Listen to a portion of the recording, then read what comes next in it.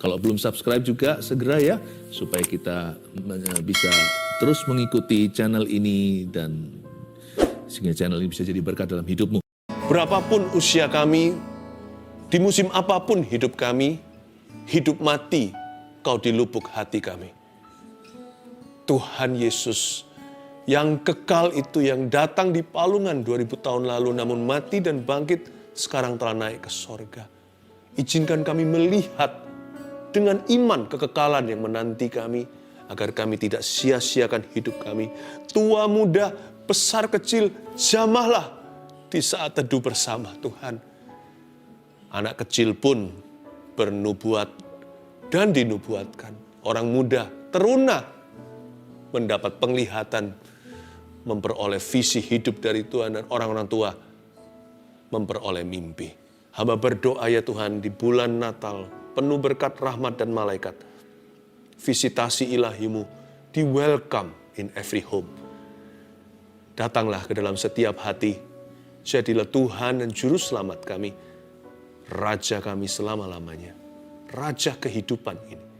Sampaikan sabda-Mu, beri kami pengajaran yang jelas, yang tegas, yang jernih dari hati, menyejukkan jiwa kami, dan membuat kami bertumbuh. Tegur bahkan koreksi, jikalau perlu, jikalau harus, sebab kami bukan anak-anak gampang. Setiap kami adalah anak-anak sah kerajaan Allah. Terima kasih Bapa, I love you, Father God, we all love you. In Jesus' name, dalam nama Yesus.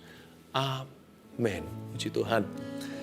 Selalu penuh dengan damai sejahtera. Kelebihan ikut Yesus apa? Peace. Heavenly peace. Damai sejahtera. Jikalau Anda belum punya itu, Anda jauh, ayo dekat lagi dengan Tuhan. Lewat saat teduh ini, pakai kesempatan ini. Dan jikalau Anda belum pernah terima Tuhan, melainkan selama ini hanya ikut-ikutan, ini waktunya untuk mengundang Kristus ke dalam hatimu. Supaya damai itu Dia beri. Jangan lupa untuk subscribe di YouTube ini, supaya Tuhan terus berbicara lewat channel ini memberkati Anda. Sekarang Anda dan saya sama-sama buka firman Tuhan dengan judul Menua dengan Manis. Yes, kita lihat Pengkhotbah pasal 12 ayat 1-8. Saya kasih judul Menua dengan Manis. Mengapa begitu? Ini kan akhir tahun live-nya. Sekarang ini Desember 2020. Setiap pergantian tahun dan juga ulang tahun, sadar nggak kita semakin tua? Karena itu, mari kita sama-sama age gracefully. Let us age gracefully. Jangan menjadi tambah tua, semakin rewel orangnya. Jangan tambah usia, semakin rumit pikirannya. Let us age gracefully. Dan biarkan hari ini lewat kitab Pengkhotbah kita diajari bagaimana menua dengan manis di dalam Tuhan. Setiap akhir tahun, pergantian tahun lama ke tahun baru, dan ulang tahun setiap kita sebenarnya semakin dekat kepada kekekalan. Karena itu siapkan hatimu. Ya, tapi saya doa ya, umur panjang semuanya, banyak pekerjaan menanti. Jadi saya doakan tubuh sehat, panjang umur, Tuhan berkati. Pengkhotbah 12 ayat 1-8 saja hari ini. Menua dengan manis ayat 1. Ingatlah akan penciptamu pada masa mudamu. Sebelum tiba hari-hari yang malang dan mendekat tahun-tahun yang kau katakan tak ada kesenangan bagiku di dalamnya. Saya baca lagi ayat pertama, ini menarik sekali. Ingatlah akan penciptamu pada masa mudamu. Sebelum tiba hari-hari yang malang. Kapan itu? Hari-hari yang malang dan mendekat tahun-tahun yang kau katakan. Tahun-tahun itu dikatakan begini. Gak ada kesenangan bagiku di dalamnya. Maksudnya sebelum tiba masa tua atau semakin tua. Ingatlah akan penciptamu sedini mungkin. Jikalau yang kenal Tuhan dari usia muda, jangan tinggalkan dia. Yang baru kenal Tuhan di usia tua, cepat-cepat kejar ketinggalan. Bangunlah hubunganmu dengan Kristus setiap hari, jangan bolong-bolong saat teduh. Dan jangan sia-siakan hidup ini. Ingatlah akan penciptamu pada masa mudamu. sebelum tiba hari-hari yang malang. Dan mendekat tahun-tahun yang kau katakan, tak ada kesenangan bagiku di dalamnya. Hah? Mengatakan apa? Tahun-tahun yang kau katakan, tak ada kesenangan bagiku di dalamnya. Jadi, ada tahun-tahun senang. Coba ya saya ajak kita lihat kesenangan sementara. Kalau kesenangan masa muda apa? Saya perhatikan ya, dengan bertambah usia, definisi kesenangan kita pun berbeda. Saya kasih contoh. Kesenangan masa muda itu adalah teman. Betul nggak? Dulu waktu saya sekolah, kuliah, saya kan sekolah, kuliah di beberapa negara. Dan saya lebih mementingkan teman sebagai orang muda. Bagi saya tempat di mana saya dulu tinggal, pemandangan, atau apapun yang bisa dinikmati di situ, kurang saya ingat. Dan waktu itu kurang saya nikmati. Saya lebih menikmati pertemanan, di mana teman saya ada, ke situ saya tuju. Ya, jadi nggak peduli tempatnya, yang penting semua sahabat-sahabatku. Asyiknya rame-rame begitu. Tempat nomor 2, teman nomor 1. Itulah kesenangan masa muda. Nah, kesenangan masa tengah baya apa? Ada orang berkata midlife crisis atau krisis orang-orang yang separuh baya. Ada juga yang bicaranya begini, life begins at 40. Biasanya orang-orang yang di pertengahan umur-umur segitu, kesenangannya adalah tempat. Ya teman tetap suka, tapi tempat. Makanya itu di usia-usia sekitar 40, kalau lihat psikis manusia, banyak sekali yang mau bangun rumah 3-40 itu. Ya 3-40-50 mau bangun rumah baru, ada rumah idaman. Tidak sedikit juga di usia-usia itu banyak orang yang pindah kota, lalu pindah negara bahkan imigrasi kemana. Senang sekali gitu rasanya itu lihat satu pemandangan, pokoknya suatu hari aku mau tinggal di sana. Tempat.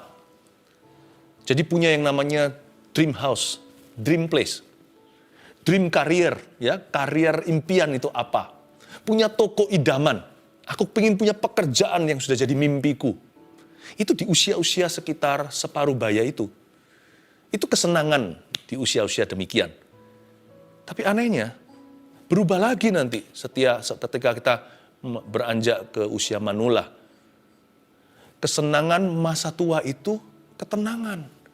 Kalau anak muda cari teman, separuh baya papa mama usia tante sekarang, itu cari tempat. Kalau sudah usia tua, cari tenang. Sehingga banyak orang tua yang sudah mempertaruhkan nasib pergi ke kota besar, misalkan nanti sebelum mati atau meninggal dunia sebelum Tuhan memanggil dia, kepingin sekali kembali ke keluarganya. Mau balik lagi ke kota kelahirannya. Cari lagi tempat lama untuk nostalgia. Lalu merindukan istri yang pertama jikalau pernikahannya masalah. Kalau dia nggak setia dengan pasangannya. Makanya itu jangan sia-siakan pernikahanmu. Ketika usianya sekarang ini di usia pernikahan tengah baya seperti ini. Masa muda juga jangan sia-siakan, ingatlah penciptamu. Karena kesenangan itu berganti-ganti dengan waktu. Kita bolehlah bertindak sesuai usia. Sepatutnya, asal jangan kekanak-kanaan kalau sudah bukan usianya. Kalau bisa lebih dewasa boleh, tapi tetap harus nikmati usiamu. Bertindaklah sesuai dengan usia seseorang, tapi jangan tersesat dalam usia itu. Itulah sebabnya saya sebut kesenangan tersebut, 1, 2, 3 yang saya sebutkan tadi, itu kesenangan sementara. Orang yang penuh Roh Kudus tahu dia berada di mana. Nggak usah sangkali, it's okay to feel according to your age. Nggak apa-apa kita berperasaan sesuai dengan usia. It's okay itu. Tapi ingatlah pencipta. Jangan hidup menurut perasaanmu. Jangan tersesat di usiamu. Miliki definisi kesenangan yang sifatnya tidak duniawi. Kesenangan yang tidak tergantung dengan psikismu. Tapi kesenangan yang sifatnya kekal. Tanganku kerja buat Tuhan. Lagu sekolah minggu ingat? Mulutku puji namanya. Kakiku berjalan cari jiwa. Upahku besar di sorga. Tanganku kerja buat Tuhan, jangan lupa pelayanan. Mulutku puji namanya, jangan lupa untuk memuji Tuhan. Kakiku berjalan cari jiwa, upahku besar di surga. Saya belajar lagu itu waktu sekolah minggu. Saya kecil pernah ke gereja. Saya bertobat terima Tuhan umur 18 tahun. Teman adalah dunia saya. Saya sekarang jadi menyesal, dulu kok gak nikmati ya kota itu. Dulu saya di situ. Sekarang setiap kali kembali ke sana saya pikir, iya ya bagus ya. Saya sedang ada di usia ini soalnya sekarang tempat itu berarti. Tapi saya gak tersesat dengan itu. Umur 18 tahun saya kenal Tuhan Yesus. Saya berapi-api untuk memenangkan jiwa. Pelayanan, belajar memuji Tuhan. Belajar hidup untuk Kristus. Sekarang umur 40 sekian. Tetap kesenangan kekal itu gak berubah. Lewati usia pun beda-beda musimnya. Kerohanian itu tidak terpengaruh musim kehidupan. Ingatlah penciptamu di setiap masa. Dari masa muda, masa setengah baya, masa tua. Continue to walk with Christ. Jalan sama Kristus terus. Jangan gara-gara di usia separuh baya ini gagal bisnisnya, lalu kita tinggalkan Tuhan. Jangan tersesat dalam usiamu. Nanti suatu hari kalau tua itu nggak berarti. Dan untuk itu, demi itu kau tinggalkan Kristusmu. Gara-gara teman anak-anak muda meninggalkan Tuhan. Lalu kepahitan, kekecewaan dengan Tuhan. Kenapa Tuhan izinkan? Padahal nanti kalau kita berkeluarga, kita nggak terlalu peduli orang kata apa. Ya peduli sih hari ini di zaman media. Tetapi nggak peduli seperti waktu kita di zaman sekolah. Ada pimpel atau ada satu jerawat aja rasanya udah mau bunuh diri. Sekarang yang penting gimana aku kasih makan keluargaku. Beda sekarang prioritas hidupnya. Jangan tersesat di usiamu. Orang-orang muda meninggalkan Tuhan karena perkara-perkara muda-mudi. Saya juga mengenal Tuhan umur 18 tahun sebagai seorang teenager atau seorang remaja. Tapi untungnya saya punya satu pedoman hidup yang jauh lebih tinggi daripada musim hidupku saat itu. Apapun terjadi di masa muda saya pegang Kristus. Makanya saya lewat 20, saya lewat 30, saya pegang Kristus. Berubah, psikologi di dalam saya terus bertambah. Waktu saya umur 40, saya pegang Kristus. Dan by God's grace dengan kasih karunia Tuhan. Sampai akhir hayat. Sampai putih kepala. Sampai akhir, ku menutup mata. Ku tetap setia menanti janjimu. Sampai ku dapatkan mahkota. Ini yang penting, ini yang kekal. Kesenangan selama-lamanya. Kehidupanku, ku tetap setia untuk melayanimu. Sampai akhir, ku menutup mata. Semua kita ujungnya ke situ. Ku tetap setia menanti janjimu. Alkitab dari belasan sampai 40, 50, 80 tahun. Sampai ku dapatkan mahkota kehidupanku. Ku tetap setia mengingat penciptaku. Yesus itu tidak kenal you and I umur berapa. Gandeng dia sampai kekekalan. Kalau bisa kenal dia dari sekarang lebih baik lagi. Lebih muda, lebih baik lagi. Amin. Ya, sekarang lihat ayat 2, Anda pasti tidak akan menduga. Ini ceritanya begini, kitab pengkhotbah itu luar biasa dalam, deep. Orang-orang sekarang kan suka bilang, wah deep itu dalam sekali. Ini dalam sekali. Ya, tapi juga lucu, gaya bahasanya itu sangat humoris. Sebelum matahari dan terang, ayat 2, sebelum matahari dan terang bulan, terang bulan, itu kan makanan terang bulan, saya lagi lapar kali ya. Sebelum matahari dan terang, bulan dan bintang-bintang menjadi gelap, dan awan-awan datang kembali sesudah hujan. Apa itu maksudnya? Kan disuruh ingat pencipta sebelum datang hari-hari atau tahun-tahun yang kau katakan tidak ada kesenangan di dalamnya. Lalu ayat 2 dilanjutkan, sebelum matahari dan terang, bulan dan bintang-bintang menjadi gelap, dan awan-awan datang kembali sesudah hujan. Ayat 2 itu, bulan dan bintang-bintang menjadi gelap, dan awan-awan datang kembali sebelum kabur penglihatanmu karena usia. Ingatlah penciptamu. Bulan dan bintang jadi gelap, matahari jadi remang karena mata mulai katarakan. Ayat 3, pada waktu penjaga-penjaga rumah gemetar. Haha, apa itu? Penjaga rumah gemetar di sini tuh kakinya gemetar. Sekarang kuat. Mau dihajar waktu futsal, nggak perlu stretching kalau mau olahraga, kesleo, terkilir, kasih air dingin, besok main lagi, ya kan masih muda. Tapi suatu hari nanti penjaga-penjaga rumah akan gemetar, berdiri aja akan gemetaran. Dan orang-orang kuat membungkuk tulang punggungnya. Dulu tidak pernah masalah, sekarang mulai agak keluhan, aduh pinggangnya nggak enak, ya kan, pinggulnya. Lalu dan orang-orang kuat membungkuk dan perempuan-perempuan penggiling berhenti karena berkurang. Apa ini? Perempuan-perempuan penggiling berhenti karena berkurang jumlahnya. Dan yang melihat dari jendela semuanya menjadi kabur. Perempuan penggiling berhenti karena berkurang jumlahnya. Burung kakak tua tinggal di jendela. Nenek sudah tua, giginya tinggal 2. Saya kalau pikir-pikir lagi di waktu saya masih kecil itu lagu-lagu itu lucu-lucu ya. Nggak tahu siapa itu yang ciptakan. Yang lagu-lagu rakyat yang kita nyanyikan, nggak tahu kapan didengarkan, saya ingat aja sampai hari ini. Menurut saya lucu sih, nggak ada artinya kadang-kadang, seperti kalau di Inggris, London Bridge is falling down, meaningless song, tapi anak-anak kecil bisa nyanyikan ulang-ulang. Perempuan-perempuan penggiling berhenti itu giginya berkurang. Akan terjadi itu pada setiap orang kalau dia hidup sampai tua. Tapi yang mengenaskan adalah orang yang mati muda. Tapi yang paling indah adalah tua atau muda, ingat pencipta. Setiap akhir tahun, pergantian tahun, lama ke baru, setiap ulang tahun, ingat loh, kita ini sudah setapak lebih dekat pada Sang Pencipta. Saya ngomong gini itu bukan kabar buruk, tergantung hidup sana. Ini kabar baik juga. Kalau kita hidup bagi Kristus, mati adalah keuntungan. Sekalipun gigi tinggal 2, kalau Tuhan beserta, Tuhan gendong kita. Ayat 4, dan pintu-pintu di tepi jalan tertutup. Dan bunyi penggilingan menjadi lemah dan suara menjadi seperti kicauan burung.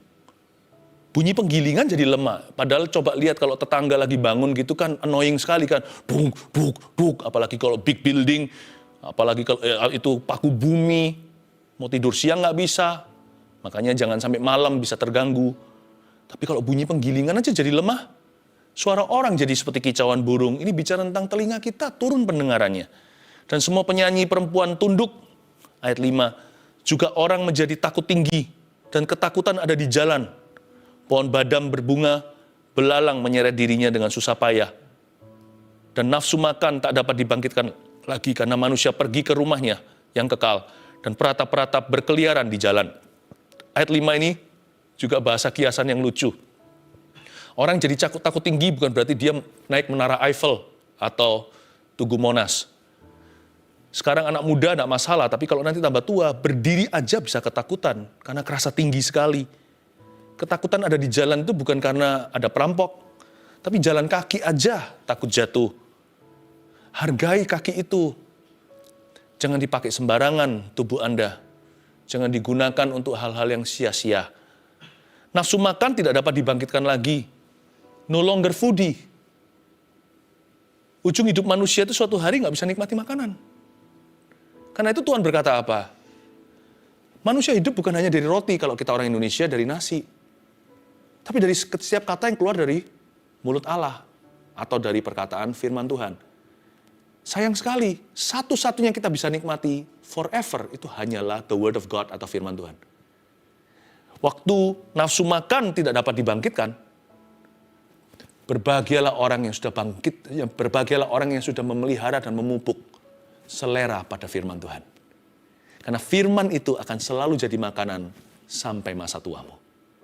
Ketika gigi kita tinggal 2, ketika nafsu makan tidak dapat dibangkitkan, firman Tuhan tetap menjadi teman sahabat dekatmu yang mengenyangkan hati, roh, dan jiwa. Bangun dari sekarang. Jangan skip-skip firman Tuhan. Kalau waktunya ibadah bersama-sama secara korporat, baik onsite ataupun online, ikuti semua. Kalau memuji Tuhan juga sama. Jangan nanti lewatkan puji-pujian hanya datang pas khotbah. Itu kebiasaan banyak jemaat di dalam gereja. Tapi puji Tuhan di gereja yang saya gembalakan itu bukan kebiasaan. Sekarang waktunya kita bisa lompat, suatu hari berdiri aja rasa tinggi. Berdiri di tempat tidak berjalan pun takut jatuh. Kaki itu berjalan cari jiwa, now, sekaranglah saatnya. Jangan tunggu besok kan. Kaki kita bisa berdiri memuji Tuhan. Kita bisa bertepuk tangan. Kita masih bisa dengarkan musik. Bisa dengarkan dengan jelas, tidak perlu alat bantu pendengar. Memujilah Tuhan. Ayat yang ke-6, ayat 5 sekali lagi, ayat 5b, karena manusia pergi ke rumahnya yang kekal dan peratap-peratap berkeliaran di jalanan. Jadi kita semua pergi ke rumah yang kekal. Kita semuanya ke arah situ. Ayat 6, sebelum rantai perak diputuskan dan pelita emas dipecahkan, sebelum tempayan dihancurkan dekat mata air, dan roda timba dirusakkan ke atas sumur, di atas sumur. Jangan salah menangkap ya, pesan ini nggak negatif. Pesan ini justru positif. Karena datang ke rumah perkabungan, jauh lebih mengajari sesuatu daripada pergi ke pesta pora. Ketika kita tahu hari-hari kita itu sementara, maka kita akan berkata seperti pemazmur, ajarku menghitung hari-hari agar hatiku beroleh bijaksana. Supaya hidupmu itu dibanding hidup orang lain yang menyia-nyiakan dirinya, akan seperti 7 kali bersinar lebih terang daripada kehidupan mereka. Sebab tahun yang akan datang ini Tuhan sediakan penuh dengan makna, gemuk sekali, bukan dengan lemak, tapi dengan protein kerajaan sorga. Akan ada rencana Allah yang lebih tinggi, yang sungguh amat tinggi-tinggi sekali, yang Tuhan telah paparkan di depan untuk kau raih. Tapi sebelum kita berkata, Tuhan ajarku menghitung hari, hari kita akan jalan disia-siakan. Ayat 7, dan debu kembali menjadi tanah seperti semula dan roh kembali kepada Allah yang mengaruniakannya. Ingatlah Bapak Ibu Saudara, kita semua akan kembali kepada Allah yang memberi kita roh. Semua kita akan mempertanggungjawabkan hidup kita ini di hadapan Tuhan. Pergantian tahun, apa yang harus kita pikirkan? Kita pikirkan rencana kita. Kalau saya punya jangka pendek, jangka tengah, jangka panjang. Perencanaan jangka panjang saya adalah saya berencana dengan anugerah Allah, saya pasti bisa capai itu.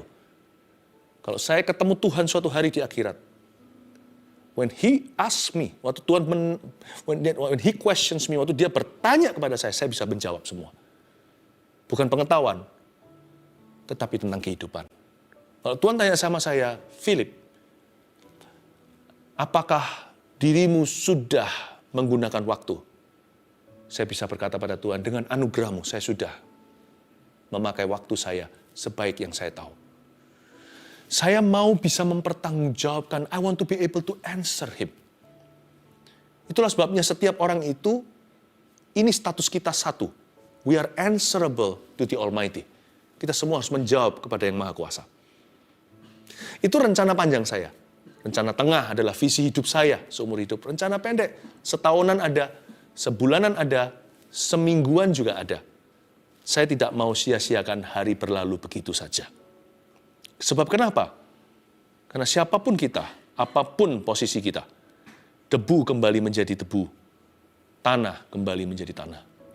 Sekaranglah waktunya untuk kita menggunakan waktu yang ada. Ya, ayat yang ke-8. Kesia-siaan atas kesia-siaan. Kata pengkhotbah, segala sesuatu adalah sia-sia. Aduh, kok depressing sekali ya? Enggak sih. Tergantung Anda lihat lubang donatnya, saya lihat donatnya. Kesia-siaan atas kesia-siaan. Saya berkata, ini enggak kena ke saya kok. Wong hidup saya enggak sia-sia. Tapi ini peringatan buat orang yang suka menyia-nyiakan. Kata pengkhotbah, segala sesuatu adalah sia-sia. Kecuali apabila kita mengisi hidup kita dengan hal-hal yang tidak sia-sia. Kesia-siaan adalah kesia-siaan. Kenapa? Karena ini ditulis oleh seorang Salomo yang kembali dari murtadnya. Istri 1000, nikmati semua yang matanya mau, semua yang dirinya inginkan, semua yang perutnya lapar, semua yang perutnya ingin makan, Segala yang tangannya ingin raih, dia mau ambil semuanya. Dia berkata semua itu sia-sia. Saya baca gini nggak tertuduh. Saya merasa itu bukan hidupku kok. Hidupku adalah Kristus, mati adalah keuntungan. I'm ready. Not yet sih. Jangan dulu. Banyak orang memerlukan kita. Banyak orang masih membutuhkan Anda juga. Keluarga Anda membutuhkan Anda. Jaga kesehatan ya. Tapi waktu baca gini tertuduh nggak? Tergantung. Kalau Anda selama ini sia-siakan hidup, ini jadi templakan. Tapi kalau enggak, ini jadi peneguhan. Yes. Hidupku sudah berada di relnya. Hidupku sudah berada di poros kehendak Allah. Aku sudah berada di maraton sorga. Kesia-siaan adalah atas kesia-siaan. Ayat 8. Kata pengkhotbah, segala sesuatu adalah sia-sia. Saya kasih 3 hal untuk jadi patokan Anda. Inilah pakemnya. Agar kita jangan hidup sia-sia. 1. Jangan sia-siakan orang. Itu dia. Agar ayat 8 ini bukan jadi templakan, tapi jadi pujian. Jangan sia-siakan manusia di hidupmu.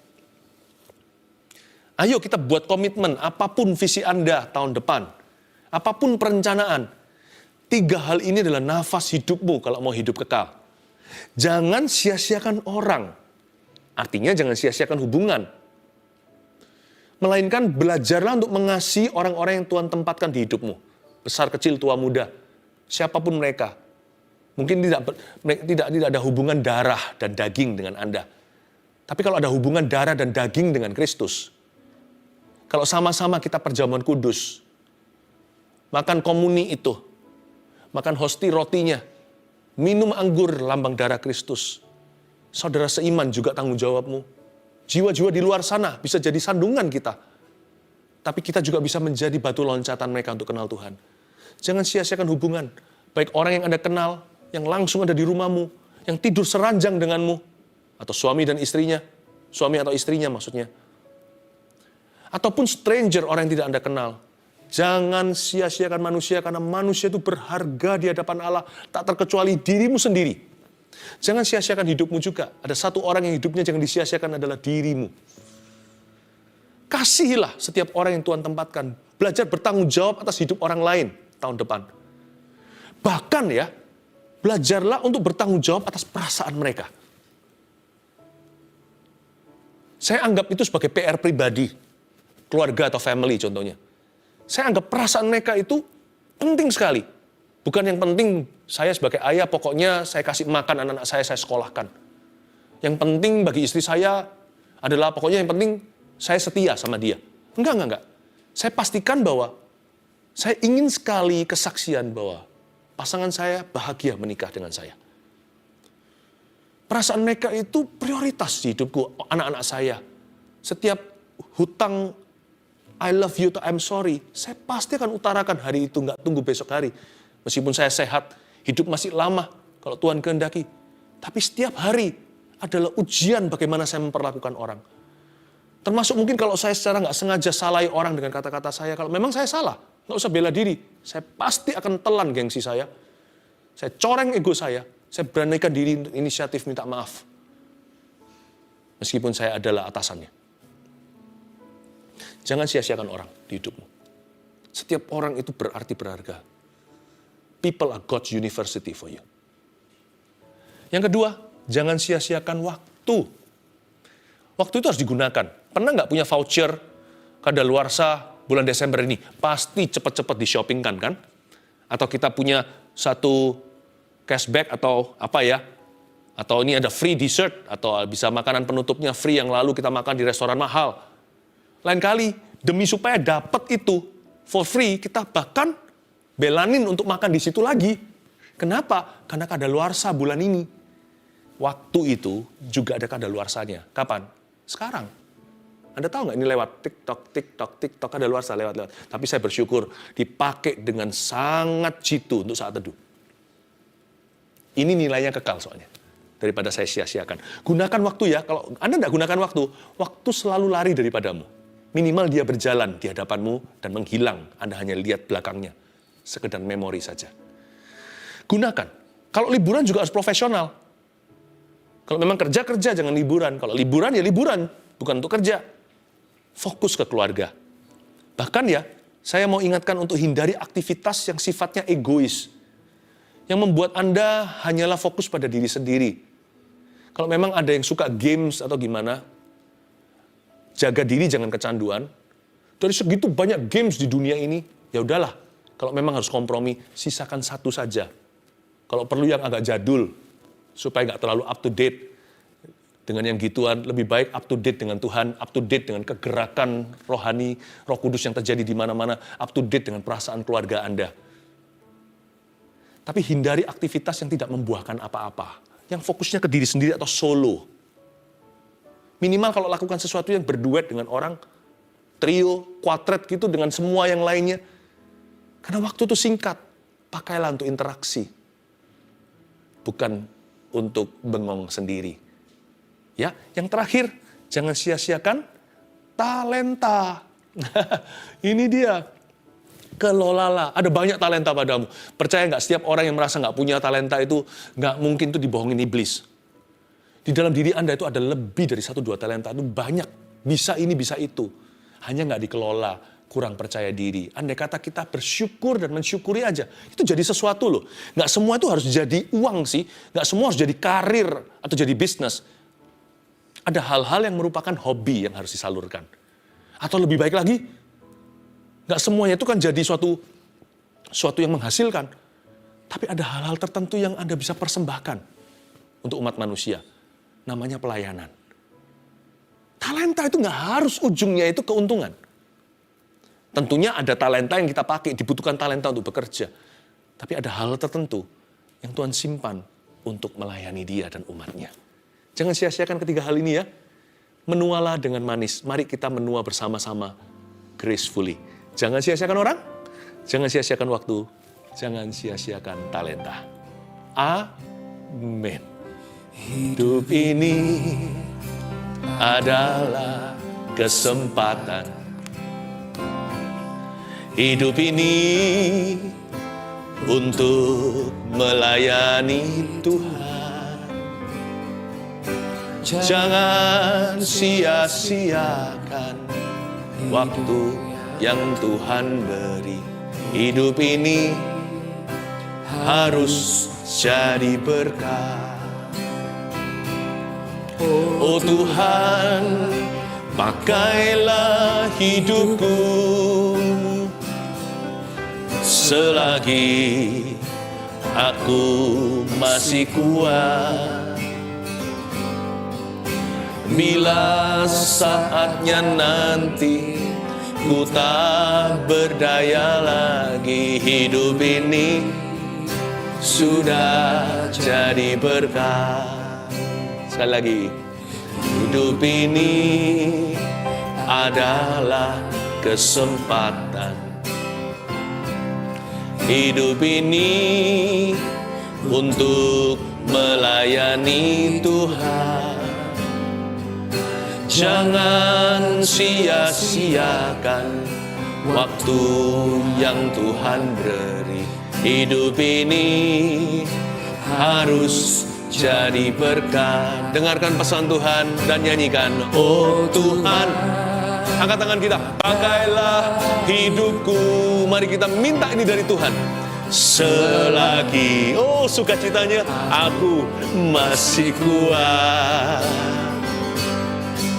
Bila saatnya nanti ku tak berdaya lagi, hidup ini sudah jadi berkat. Doa yang paling besar, use me Lord, Tuhan, pakailah hidupku, pakai kami, pakai keluarga kami, itu kerinduan kami. Selagi aku masih kuat,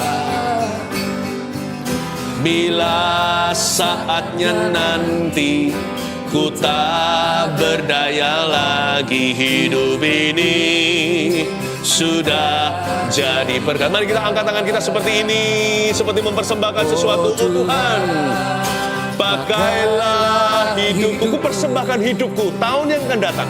Selagi aku masih kuat, bila saatnya nanti ku tak berdaya lagi, hidup ini sudah jadi. Sekali lagi, oh Tuhan pakailah hidupku. Oh Tuhan pakailah hidupku. Selagi aku masih kuat, bila saatnya nanti ku tak berdaya lagi, hidup ini sudah jadi berkat. Bila saatnya nanti ku tak berdaya lagi, bila saatnya nanti ku tak berdaya lagi, hidup ini sudah jadi. Terimalah berkat. Bersama-sama kita angkat tangan. Edo siapkan satu lagu singkat setelah ini ya. Lagu Natal atau apa? Oke. Terima kasih Tuhan. Berkati jemaatmu. Dalam nama Bapa, Putra, Roh Kudus, kita akan menua bersama dengan Yesus. Dan lebih dari itu,